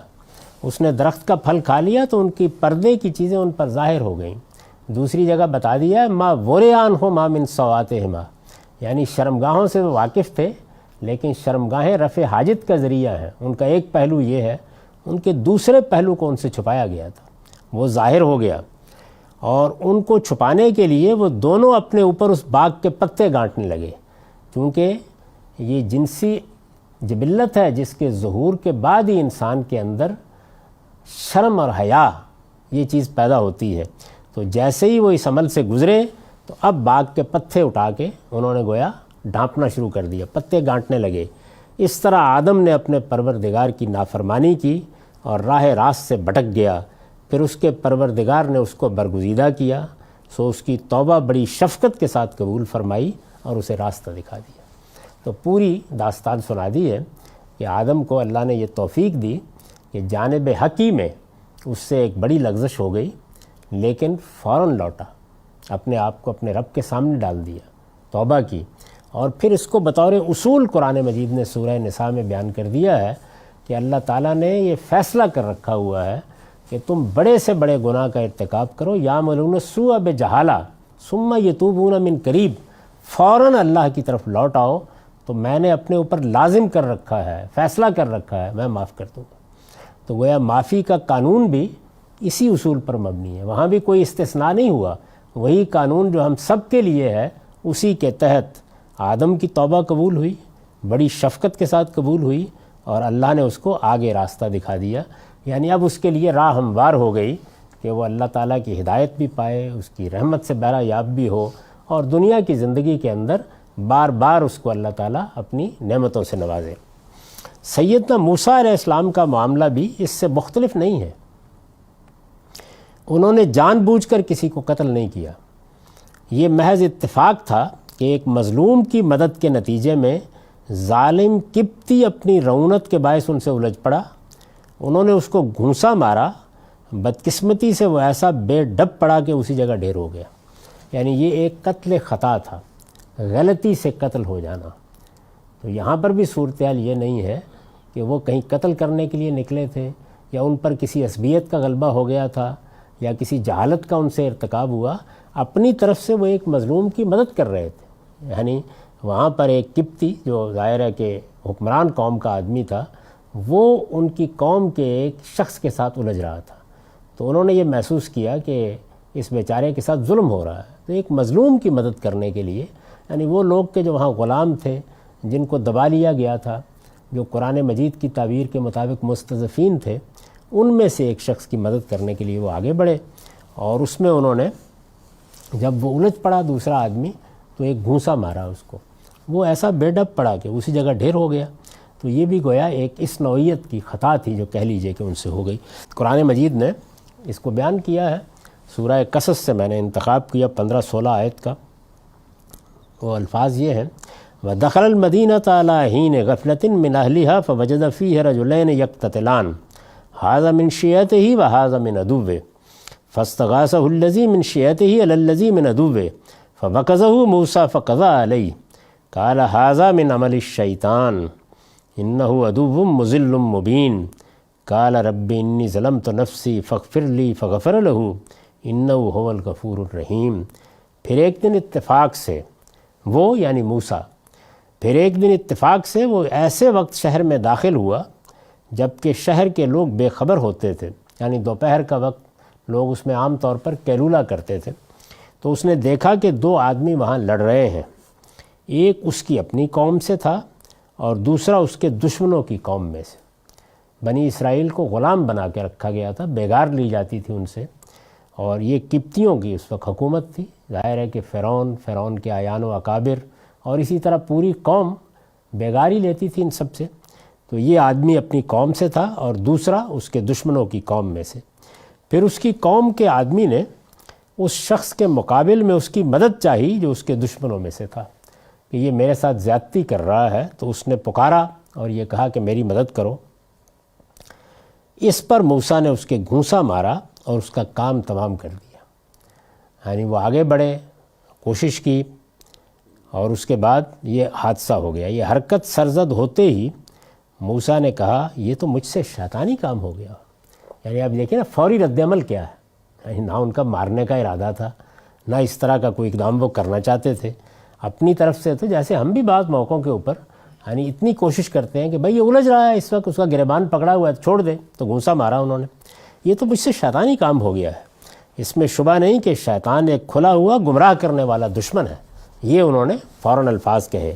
اس نے دعا کی کہ میرے پروردگار، میں نے اپنی جان پر ظلم کیا ہے سو مجھ کو بخش دے۔ تو اس کے پروردگار نے اسے بخش دیا۔ حقیقت یہ ہے کہ وہی بخشنے والا ہے، اس کی شفقت ابدی ہے۔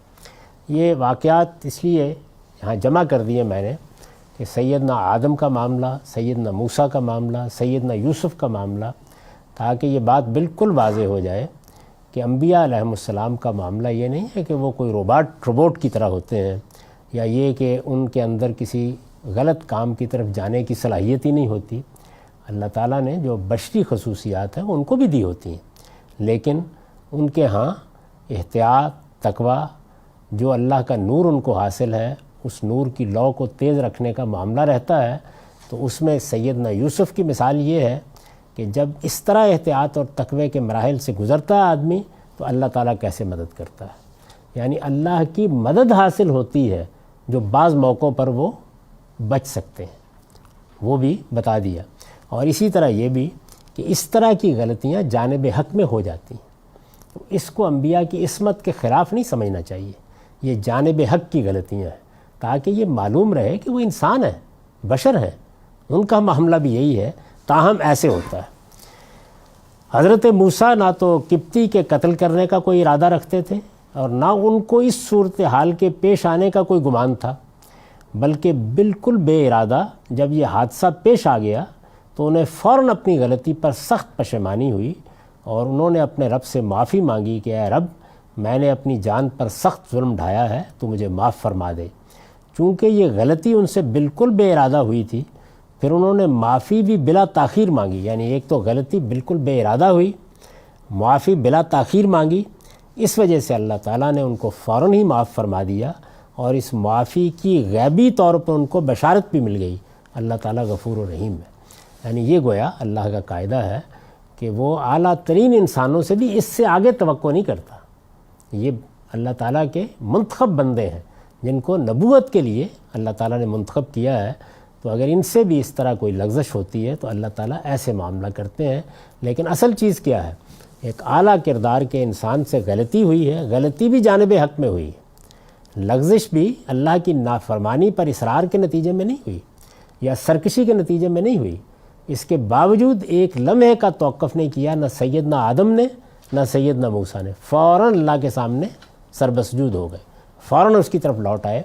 اور یہ اللہ کا وہ قانون ہے کہ جو سب انسانوں کے لیے، جیسا کہ میں نے ابھی عرض کیا، اللہ تعالیٰ نے اپنی کتاب میں بیان کر دیا ہے کہ یعملون السوء من جہالہ ثم یتوبون من قریب۔ بڑی سے بڑی غلطی، بڑے سے بڑا گناہ، یعنی ہم لوگوں کے لیے تو اللہ کی یہ عنایت ہے کہ وہ گناہ اگرچہ نافرمانی کے داعیات کے ساتھ ہوا ہو، جذبات سے مغلوب ہو کر اسی طرح جبلتوں سے مغلوب ہو گئے ہوں جس طرح کے گناہ گار ہوتے ہیں، تب بھی فرمایا کہ فوراً لوٹو گے تو میں معاف کر دوں گا۔ یعنی یہ اللہ کی عنایت، اللہ کا کرم ہے۔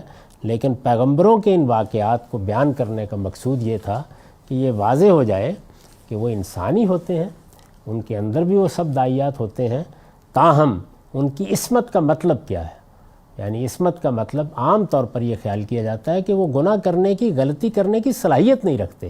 یہ صورتحال نہیں ہے، یہ ان کی شخصیت ہوتی ہے، اللہ ان کی ایسے حفاظت کرتے ہیں، اور اگر کوئی اس طرح کی چیز ہو جائے تو ان کے ہاں توبہ، رجوع، اللہ کی طرف پلٹنے کا معاملہ اس طرح ہوتا ہے۔ یہ دونوں واقعات نبوت سے پہلے کے ہیں، یعنی یہ نبوت سے پہلے سیدنا یوسف کا معاملہ بھی یہی ہے، سیدنا موسیٰ کا معاملہ بھی یہی ہے، اور سیدنا آدم کا معاملہ بھی یہی ہے۔ نبوت سے پہلے یہ سب ہوا ہے، یہ دونوں واقعات نبوت سے پہلے کے ہیں۔ قرآن کا ارشاد ہے کہ اس منصب پر فائز ہو جانے کے بعد، یعنی اب اللہ تعالیٰ اس کردار، اس سیرت کے ساتھ جو احتیاط، تقوی، جو نور یزدانی کی قدر افزائی ہوتی ہے، اللہ ان کا انتخاب کرتا ہے۔ صالحین ہیں، اخیار ہیں، نیکی اور خیر کا مجسمہ ہے، اللہ نے انتخاب کر لیا۔ اس سے پہلے یہ صورتیں ہو جاتی ہیں جو بیان ہو گئیں، لیکن قرآن کا ارشاد ہے کہ اس منصب پر فائز ہو جانے کے بعد انبیاء علیہم السلام ہمہ وقت فرشتوں کی نگرانی میں ہوتے ہیں، یعنی اب جیسے ہی انتخاب ہو گیا، نبوت کا منصب دے دیا گیا، تو اب چاروں طرف پہرا لگا دیا جاتا ہے، ہمہ وقت فرشتوں کی نگرانی میں ہوتے ہیں۔ ان کے آگے اور پیچھے اللہ تعالیٰ اپنے محافظ مقرر کر دیتا ہے، ان کی ایک ایک چیز گنے ہوئے ہوتی ہے۔ یہ تعبیر اختیار کی ہے قرآن مجید نے، کہ جیسے ہم کہتے ہیں نا کہ ایک ایک لمحے کی نگرانی ہو رہی ہوتی ہے، اس لیے کہ اللہ تعالیٰ ایک بہت بڑا منصب دے رہا ہے۔ تمام انسانوں میں سے آپ اندازہ کیجئے نا کہ اربوں انسان ہیں جو پیدا ہو چکے، اور اربوں انسان ہیں کہ جو شاید پیدا ہوں گے، لیکن محمد الرسول اللہ کس مقام پر فائز ہے؟ یعنی خدا کے دین کا تنہا ماخذ، ان کی طرف مجھے بھی دیکھنا ہے، آپ کو بھی دیکھنا ہے، پوری انسانیت کے لیے ایک نمونہ۔ تو اس وجہ سے اللہ تعالیٰ فرشتوں کی نگرانی میں دے دیتے ہیں، یعنی اب گویا بڑا منصب ہے، اس منصب کی ذمہ داریاں ادا کرنی ہیں۔ ان کے آگے اور پیچھے اللہ تعالیٰ اپنے محافظ مقرر کر دیتا ہے، ان کی ایک ایک چیز گنے ہوئے ہوتی ہے، اور وہ دیکھتا رہتا ہے کہ اس کے پیغامات انہوں نے بے کم و کاست پہنچا دیے یا نہیں۔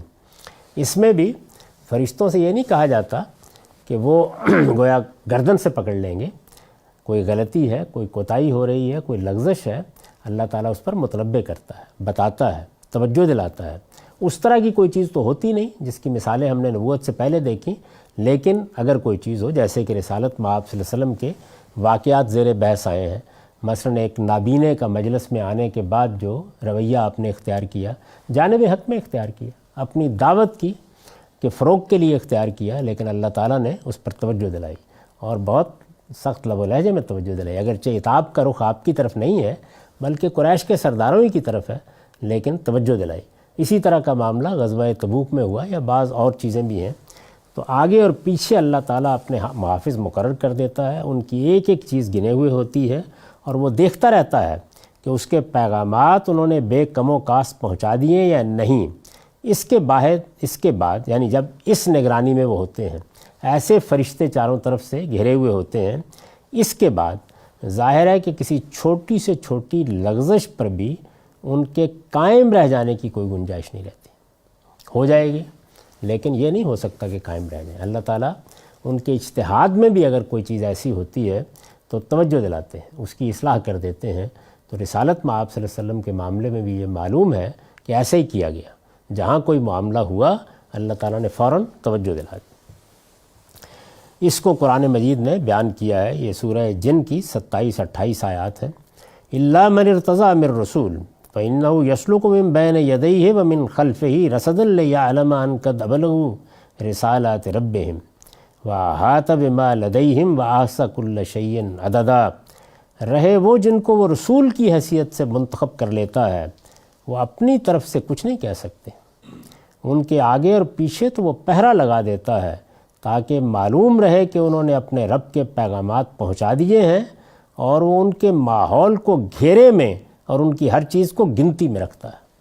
یعنی گویا ایک ایک لمحے کی نگرانی ہو رہی ہوتی ہے کہ اب اس شخص کو یا اس ہستی کو ہم نے یہ بڑا منصب دیا ہے، اس پر ہم نے فائز کیا ہے، اس کو اب یہ ذمہ داری انجام دینی ہے۔ اب کوئی ایسی چیز نہیں ہونی چاہیے کہ جہاں ہمارے پیغام کے بارے میں کوئی شبہ ہو جائے یا شخصیت کے معاملے میں کوئی شبہ ہو جائے، تو دونوں کی حفاظت کی جاتی ہے۔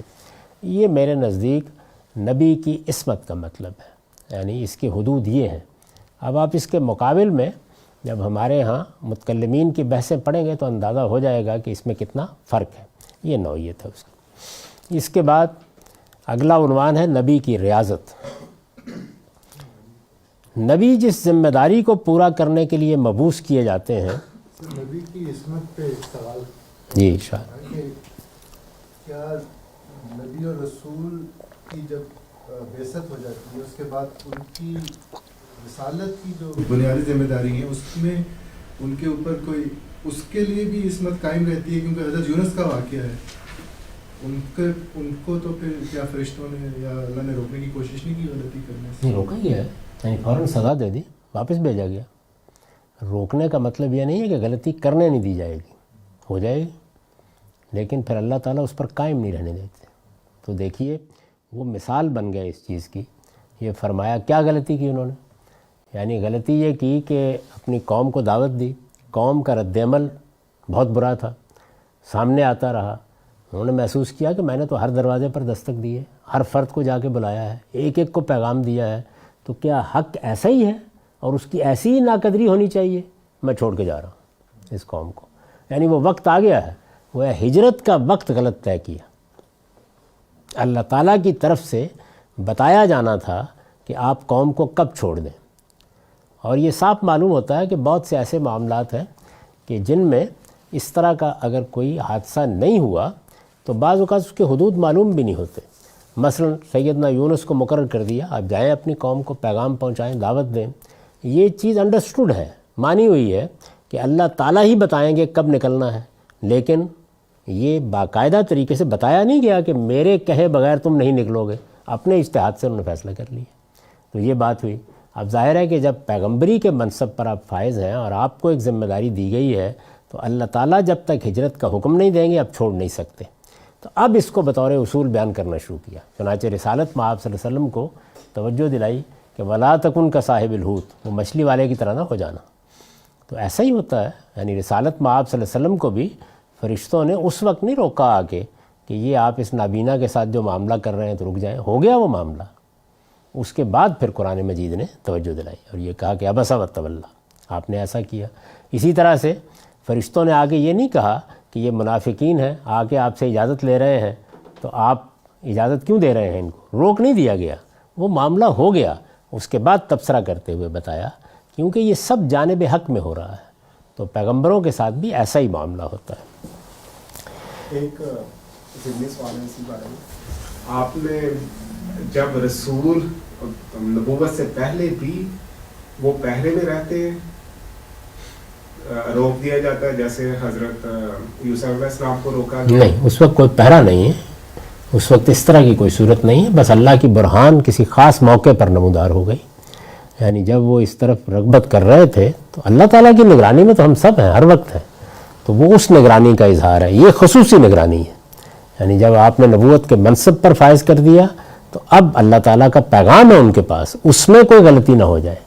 اللہ تعالیٰ نے قرآن مجید میں بتایا خود قرآن کے بارے میں کہ آپ اس قرآن کو پڑھیں, آپ کو تردد نہیں ہونا چاہیے, ہم اس کو آپ کے دل میں بھی قائم رکھیں گے, اور اگر کوئی اس معاملے میں پڑھنے میں غلطی ہوگی تو اس کی اصلاح بھی کریں گے. یہ سب ہمارا کام ہے. تو یہ اصل میں وہ نگرانی ہے جس کا یہاں بیان ہوا ہے. جانب حق اور جانب نفس جو ہے, کیا یہ صرف ایک پرسپیکٹیو کا نام ہے؟ کیونکہ انسان تو جو بھی کام کر رہا ہے وہ اپنی الٹیمیٹ بقا کے لیے کر رہا ہوتا ہے. اگر اس کو یہ پرسپیکٹیو ہو کہ یہی زندگی مکمل ہے تو وہ اپنی بقا کے لیے بعض دفعہ غلطیاں کر, پوری زندگی میرے سامنے ہے تو پھر میں وہی کام نیکی بن جاتے.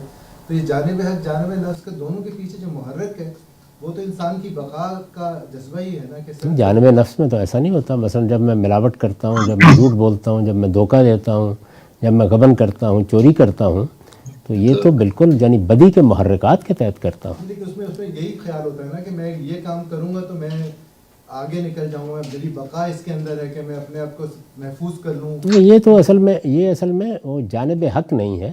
وہ اس بات سے واقف ہے کہ چوری کرنا ایک نہایت برا کام ہے. یہ اصلاً نفس کی ترغیبات ہی کے نتیجے میں ہوا ہے. اس کے معاملے میں وہ کسی غلطی میں نہیں تھا. جانب حق کا مطلب یہ ہے کہ اس چیز کی غلطی آپ پر واضح نہیں ہے, وہ غلط نہیں ہے کام, لیکن آپ اس کو کسی بڑی ترغیب کے تحت کر رہے ہیں. یعنی دیکھیے نا, بیوی کے پاس رمضان کی رات میں چلے جانا اپنی ذات میں غلطی نہیں ہے، گناہ نہیں ہے۔ تو اگر گناہ نہیں ہے تو اس کا مطلب یہ ہے کہ صحابہ کرام کے ساتھ کیا معاملہ ہوا، یعنی وہ اپنے ایک اجتہاد کی وجہ سے اس معاملے میں غلطی کر بیٹھے، تو وہ غلطی جانب نفس میں نہیں ہوئی۔ نفس کے وہ تقاضے جو اللہ تعالیٰ نے رکھے ہیں، جائز رکھے ہیں، ان کے بارے میں جو پابندی لگائی گئی تھی اس میں غلطی ہو گئی۔ وہ چیز اپنی ذات میں صحیح ہونی چاہیے۔ سر ایک سوال میرا بھی ہے کہ رسالت کے تحت جو منتخب ہوتے ہیں، سر رسالت کے لیے جو لوگ منتخب ہوتے ہیں، لگتا ہے ایسے ہے کہ وہ منتخب ہونے سے پہلے بھی بہت اعلیٰ اخلاقی اصولوں پہ فائز تھے۔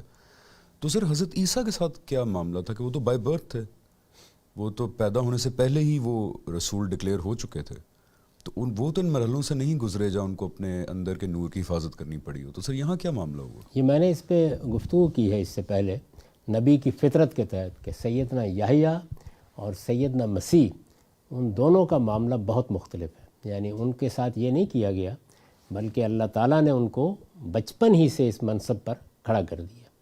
لیکن یہ نہیں ہوا کہ حضرت مسیح نے جب یہ دعوت دی تو اگلے دن سے وہ پیغمبری کی ذمہ داریاں انجام دے رہے تھے، اس کے بعد وہ بھی اسی طرح پلے بڑھے، اسی طرح بڑی عمر کو پہنچے، اور اللہ تعالیٰ نے وہاں گویا یوں اس کو تعبیر کیجئے کہ جس منصب پر فائز کرنے کا فیصلہ کیا پھر ان کے اسی رویے کی وجہ سے برقرار رکھا انہیں۔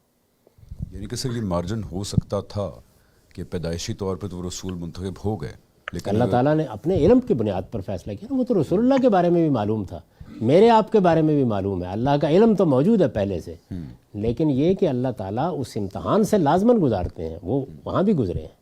ایسا نہیں ہوا کہ اب وہ بچے ہیں تو اس کے بعد اس دن سے اگلے دن سے یہ سارے فرشتے مقرر کر دیے گئے، پھر موقع دیا گیا وہ اپنی قوم میں رہے۔ لیکن رسول تو وہ بن گئے تھے پیدائشی طور پہ، تو پھر فرشتوں کا پہرا بھی نہیں، رسول قوم کے لیے نہیں بنے، انہوں نے یہ اعلان کر دیا کہ مجھے اس منصب پر فائز کر کے بھیجا گیا ہے، بس یہ اعلان ہوا۔ ان کی اماں کی برات ہو گئی اس کے نتیجے میں، یعنی اللہ تعالیٰ کی طرف سے۔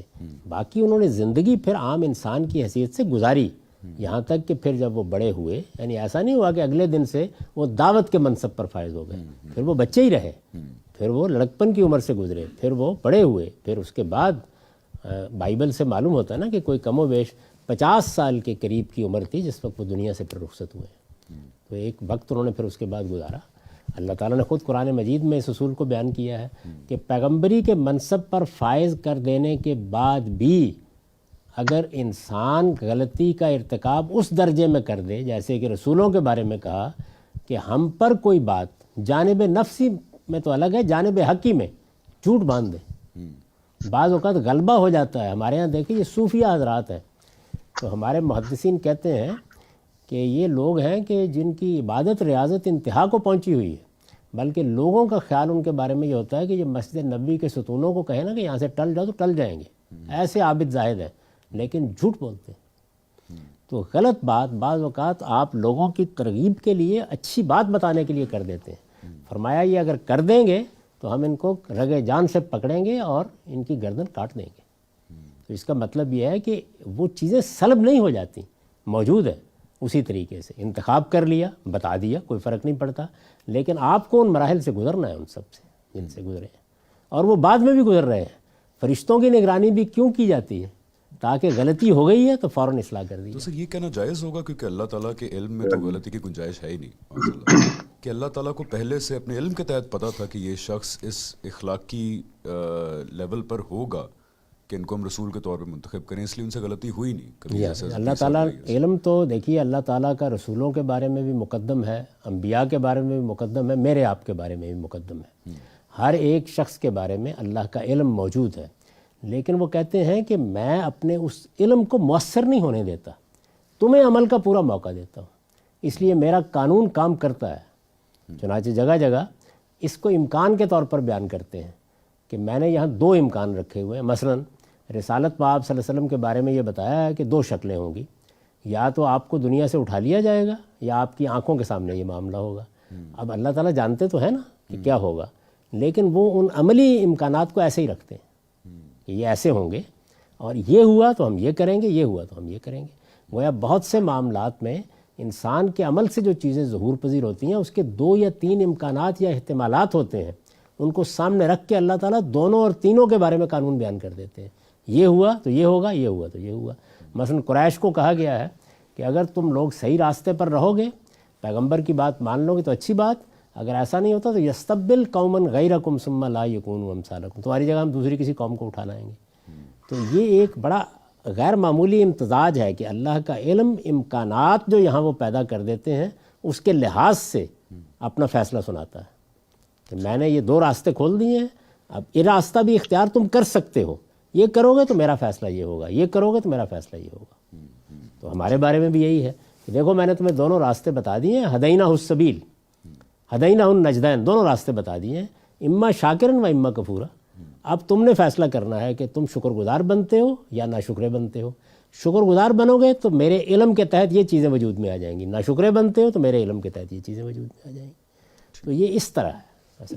اسی کے ساتھ آپ نے یوسف علیہ السلام کو آپ نے روک دیا گیا جب وہ کرنا چاہ رہے تھے, لیکن اگر میں اور آپ یا کوئی اور کرتا ہے تو اس میں وہ نہیں روکیں گے, جیسے حضرت یوسف علیہ السلام کو روکا گیا یا دوسرے پیغمبروں میں. تو یہاں پھر وہ جو اختیار کا اور یہ وہ سارا کچھ وہ قانون یہاں پر بھی ہوتا ہے. یعنی وہ تو ایک اصول ہے کہ آپ اگر قدر کرتے ہیں, اللہ کی مدد مانگتے ہیں, تقوی اور احتیاط کا رویہ اختیار کرتے ہیں, تو روکنے سے مراد کیا ہے؟ یعنی ایسے اسباب پیدا ہو جاتے ہیں کہ اللہ پھر وہ غلطی نہیں ہونے دیتے. یہ سب کے ساتھ ہو رہا ہے, فرشتے سب کی مدد کر رہے ہیں.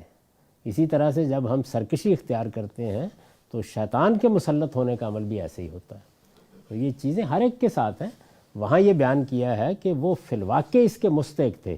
اب ہم مستحق ہوتے ہیں یا نہیں ہوتے, ہمارا رویہ ہوتا ہے یا نہیں ہوتا. اگر ہم مستحق ہو جائیں گے تو وہی ہوگا. جیسے دیکھیے غلطی پر معافی مانگنے کے بارے میں ایک ہی قانون ہے کہ سیدنا آدم نے, سیدنا موسیٰ نے فوری طور پر معافی مانگی, معاف کر دیا. اسی کو قانون بنا دیا کہ تم سب کے لیے بھی یہی قانون ہے. بڑے سے بڑے گناہ کا ارتکاب کرو گے اللہ معاف کر دے گا, بشرطے کہ من یتوبون من قریب. تو ہمارے ساتھ بھی یہ ہو رہا ہے, لیکن ہو رہا ہے کہ مطلب کیا ہے کہ لازماً ہو جائے گا نہیں, اس کے شرائط پورے کریں گے تو ہوگا نا. اگر ہم نے اپنے آپ کو اس طرح سنبھالے رکھا ہے تو اللہ ہماری بھی مدد کرتا ہے.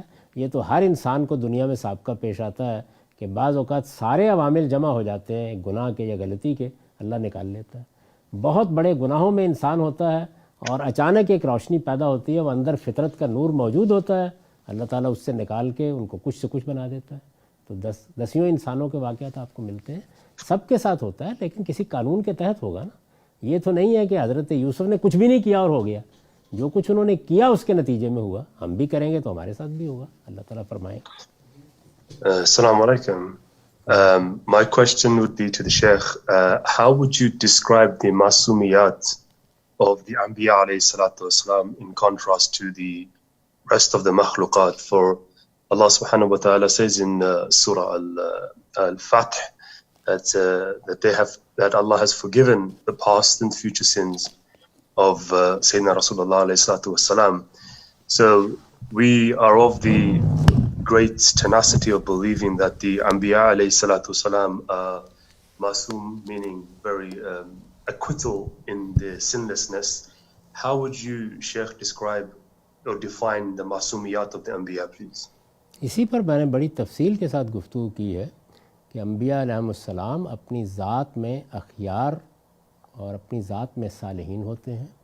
جو ان کو نعمت ملی ہے اس کی قدر کرتے ہیں, اپنے آپ کو سنبھالے رکھتے ہیں. بڑی تفصیل کے ساتھ یہ بتایا ہے کہ جو نور یزدانی ہر انسان کو ملا ہے اس کی قدر کرتے ہیں, اور اللہ تعالیٰ بھی ان کو پھر یہ توفیق دیتا ہے کہ وہ کسی نازک موقع کے اوپر اس کی مدد کے مستحق ہو جاتے ہیں. جیسے سیدنا یوسف کا معاملہ ہوا, رسالت میں آپ صلی اللہ علیہ وسلم کے ساتھ بھی یہی ہوا ہے. تو عصمت انبیاء کا مطلب یہ نہیں ہے کہ وہ فرشتوں کی طرح جیسے لوگ خیال کرتے ہیں. یعنی قرآن سے تو معلوم ہوتا ہے کہ فرشتوں کا معاملہ بھی یہ نہیں ہے کہ ان کے اندر صلاحیت ہی نہیں ہے گناہ کرنے کی یا غلطی کی. غلطی کی صلاحیت اسی طرح موجود ہے جس طرح مجھ میں آپ میں موجود ہے, لیکن وہ اپنی ان غلطیوں اور کوتاہیوں کے معاملے میں اس سرکشی کے مقام پر کبھی پہنچتے ہی نہیں, اس لیے کہ پہلے دن سے اپنی تربیت کر رہے ہوتے ہیں. اور عصمت کا دوسرا پہلو کیا ہے, اور وہ یہ ہے کہ جس وقت وہ نبوت کے منصب پر فائز ہوتے ہیں تو اللہ تعالیٰ کی نگرانی شروع ہو جاتی ہے. یعنی اب گویا اجتہاد میں بھی کوئی غلطی ہوگی تو فوراً اس کی اصلاح کی جائے گی۔ یہ جو سورہ فتح میں ذکر ہوا ہے رسالت مآب صلی اللہ علیہ وسلم کے بارے میں کہ اللہ آپ کی غلطیوں کو معاف کر دے گا، تو ظاہر ہے کہ ذنب کا لفظ جو ہے وہ ایک وسیع لفظ ہے، استعمال ہوا ہے، اور اس میں رسالت مآب صلی اللہ علیہ وسلم کو خطاب بھی امت کے وکیل کی حیثیت سے کیا گیا ہے، یعنی آپ لوگوں کی جو کچھ بھی کوتاہی ہوئی ہے، کوئی غلطی ہوئی ہے، اللہ تعالیٰ اسے معاف کر دے گا۔ تو عصمت انبیاء کا مطلب یہ نہیں ہے کہ ان کے اندر غلطی کرنے کی صلاحیت ہی موجود نہیں ہوتی۔ یہ جتنی چیزیں بیان ہوئی ہیں وہ سب وہی ہیں، نسیان بھی ہو گیا، نسیان کے نتیجے میں عصیان بھی ہو گیا سیدنا آدم کے واقعے میں، لیکن وہ کس نوعیت کی غلطی ہوتی ہے؟ وہ جانب حق کی غلطیاں ہوتی ہیں، اور اللہ تعالیٰ ان پر بھی ان کو قائم نہیں رہنے دیتا۔ وقت ختم ہو گیا جی۔ اقول قولی ھذا واستغفر اللہ لی ولکم ولسائر المسلمین۔